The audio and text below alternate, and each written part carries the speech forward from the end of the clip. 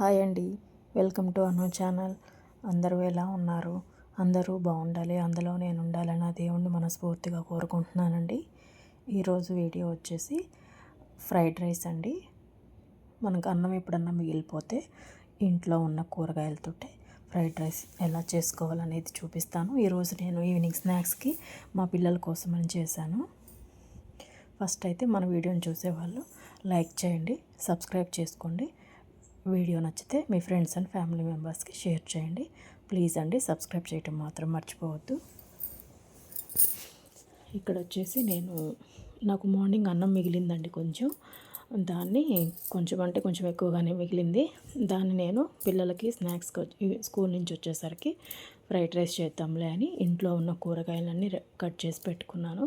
First అయితే oil, తాలింపు గింజలు, కొంచెం బిర్యానీ దినుసులు ఉంటాయి కదా, అవి, పొటాటో, క్యారెట్, క్యాప్సికమ్, క్యాబేజీ ఇవి కట్ చేసి పెట్టుకున్నాను. ఆనియన్ ఒకటి చిన్నది, అలాగే రైస్ కూడా మొత్తం పొడి పొడిలాడేలా అంతా నలిపి పెట్టుకున్నాను. ఇప్పుడు వచ్చేసి గ్యాస్ మీద కడాయి పెట్టుకొని కొంచెం ఆయిల్ వేసుకొని హీట్ ఎక్కాక బిర్యానీ దినుసులు అన్నీ వేసి అవి కూడా ఫ్రై చేసుకుంటున్నాను. నెక్స్ట్ అవి వేగిన తర్వాత ముందుగా కట్ చేసి పెట్టుకున్నాం కదా మనం వెజిటేబుల్స్ అన్నీ ఒకేసారి వేసేసుకుంటున్నానండి. ఆనియన్స్, పొటాటో, నెక్స్ట్ వచ్చేసి క్యారెట్,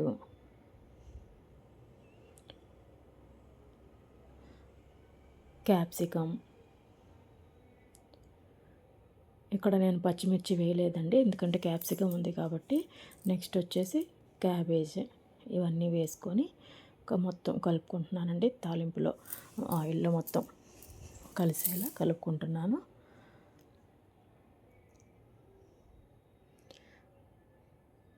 కొంచెం దగ్గరగా చూపిస్తున్నానండి. వీటిల్లోనే కొంచెం సాల్ట్ వేసుకొని ముక్కలు మగ్గించుకోవాలి.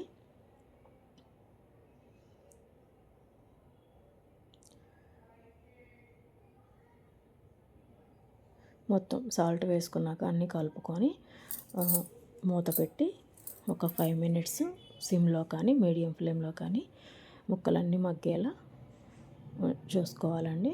తర్వాత ఒక 5 మినిట్స్ తర్వాత మూత తీసి మళ్ళీ ఒకసారి కలుపుకొని, అప్పటికి ఇంకా కొంచెం ముక్కలు మగ్గకపోతే మళ్ళీ కొంచెం మూత పెట్టుకొని మగ్గించుకోవాలి. ఇదిగోండి, ఇక్కడైతే ఆల్మోస్ట్ ఒక 70% అయితే ముక్కలన్నీ మగ్గిపోయినాయి. మరీ మెత్తగా ఉన్న బాగోదండి ఫ్రైడ్ రైస్. ఇప్పుడు ముందుగా రెడీ చేసి పెట్టుకున్న అల్లం వెల్లుల్లి పేస్టు, ధనియాల పొడి, గరం మసాలా కూడా మొత్తం ఒకేసారి వేసుకుంటున్నాను. అన్నీ వేసుకొని ముక్కలన్నిటికి మొత్తం కలిసేలా కలుపుకోవాలి. బాగుంది కదా చూడటానికి. నెక్స్ట్ దీంట్లోనే మళ్ళీ కొంచెం కొత్తిమీర వేసుకొని అది కూడా కలుపుకోవాలి.